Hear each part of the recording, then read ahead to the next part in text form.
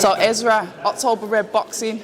I managed to blag my way in here today, but we won't talk about that on this. Let's talk about it. 1-0, signed with Frank Warren. A lot's happened since we spoke. Let's catch up. Talk to me. You know what? I'm here, soaking up the atmosphere, just waiting, with my face off. It's been good. It's been good. You can see a smile on my face because it's just a lot. It's a lot for me. I'm trying to say the whole thing. The day before weigh-in. I've never had a day before weigh-in.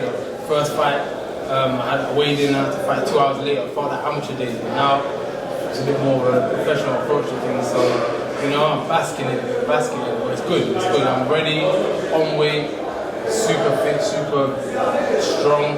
Myself, mentally, physically. So I'm ready to rock and roll. Ready to move to 2-0. What do you know about your opponent? I just know that he's going to lose. That's for sure. I don't really know. Okay, that's the energy that you're bringing.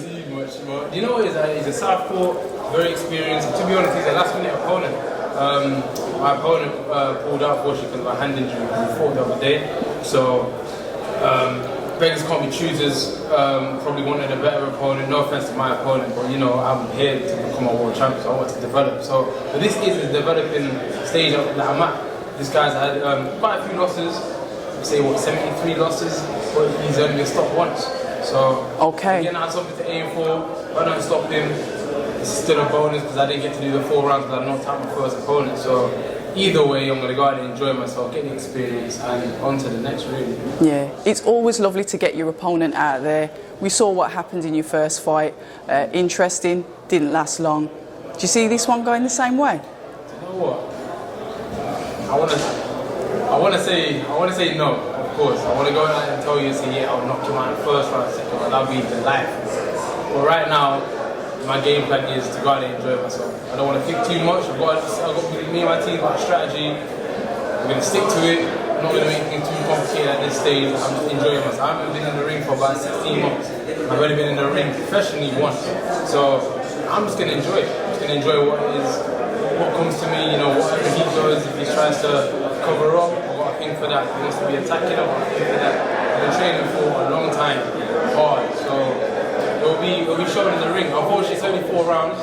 Again, I don't want to bite off more than I can chew, but hopefully I can showcase my skill as much as I can. Yeah, we know that you've got a good style. Obviously, like I said, with the first one, we didn't really get to see much about you. You spoke that you are a boxer. You are intelligent in there, so we can expect to see some, good boxing skill. Because sometimes, I know it's good to get your opponent out of there, but sometimes you do want to showcase your skills and show the fans what you're about. So, yeah, you could go in there and get the knockout, or you could go in there and literally box. But do you want it to go the full 4 rounds? You know what? I wouldn't say that I don't want it to. At this stage of my career, I'll be happy to do the 4 rounds. Regardless if I get criticised or whatnot. I'm in the industry where I'm going to get criticised anyway. Even if I knock him out the first round, someone will say, "Oh, I knocked out someone who's meant to get knocked out." If I go to 4 rounds and I meant to have knocked him out. You know what I'm saying? So I'm just on my own course. 4 rounds would be good. Knockout would be good. I'd be happy with either, really and truly. Because, like I said, I'm here for the long run, not the short run. I don't want to be that guy who knocks out everyone, then I come up against someone who can box. Then what you got to do, you need to have more weapons in your arsenal.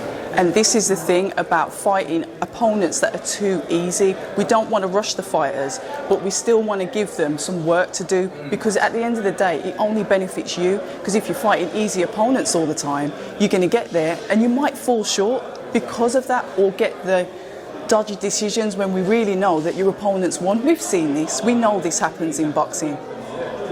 But we'll talk about the light heavyweight division, because obviously that's your weight category. We've got Anthony Yarde headlining the card.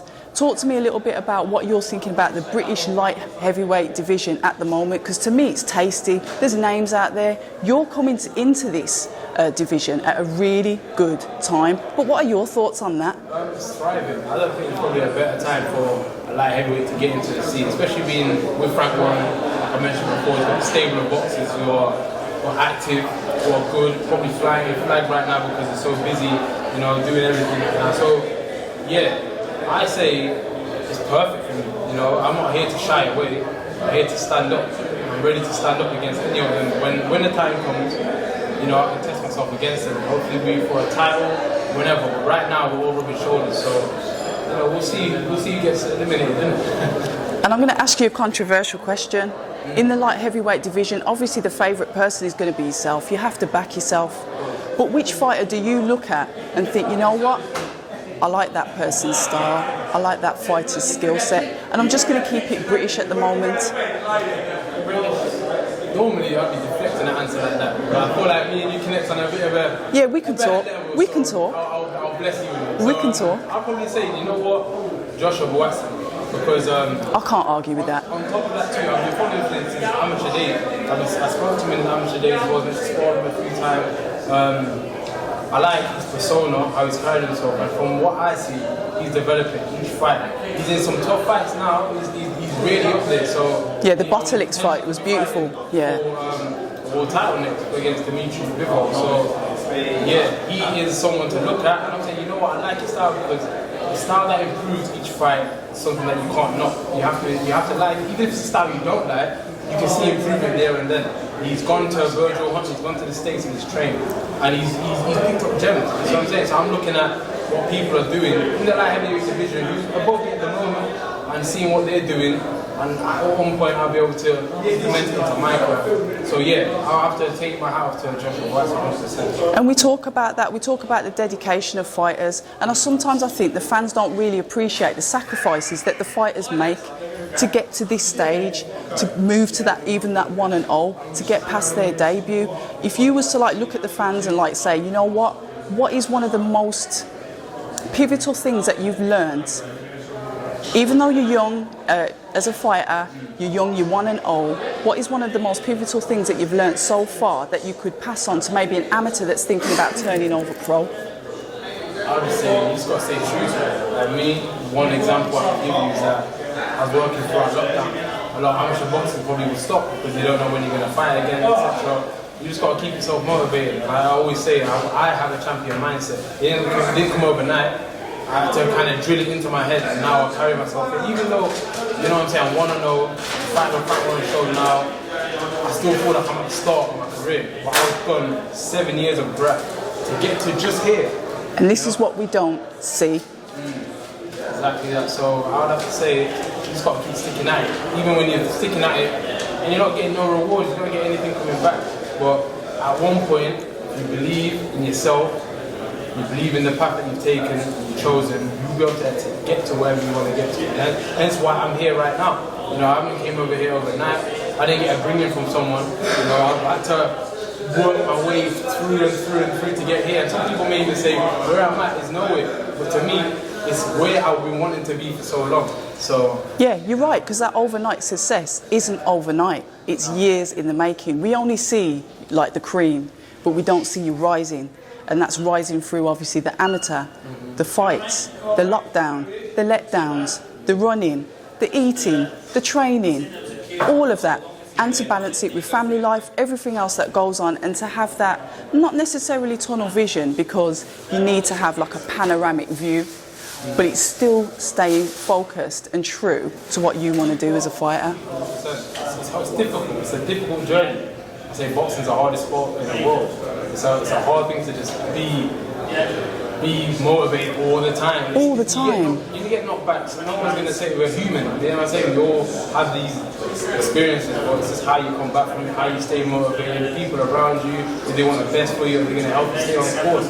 And right now I've got a perfect team around me, it's helping me. Like yeah, it's me in the ring, but it's also me and everyone else behind me that's helped me get to where I got to, you know? So yeah, it doesn't happen overnight, but if you keep working, bang, then something will happen overnight. And then, yeah, like I said, it's still surreal that I'm still signed to Frank Warren and I'm fighting on this huge card. This magnitude of a card is crazy. Yeah, it's a good card to be on, and I'm grateful that I'm going to be there to get to watch it live. Listen, I know you've got things to do, you're in fight mode. I don't want to take up too much of your time because I get the focus, I understand that, but I appreciate you taking the time to speak to us. Do you want to shout out your sponsors or anything? Yeah, of course, all the time. I want to shout out Jabs and Snooze over there. Make them come in and say hello. Come and say hello.